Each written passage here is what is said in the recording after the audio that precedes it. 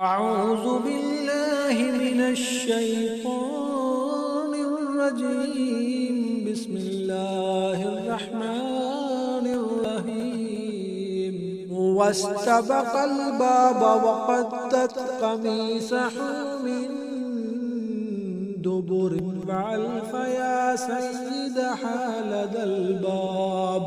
قالت ما جزاء من أراد بأهلك سوءا إلا أن يسجن أو عذاب أليم.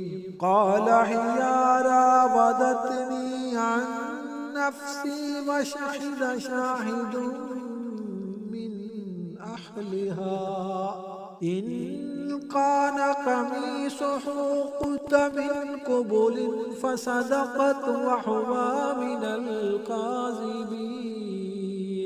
فإن كان قميصه قد من دبر فكذبت وهو من الصادقين.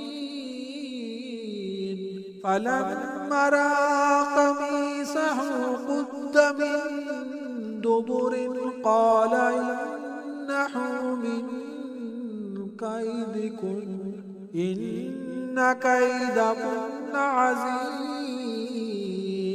يوسف أعرض عن هذا واستغفري لذنبك إنك كنت من الخاطئين. صدق الله العظيم.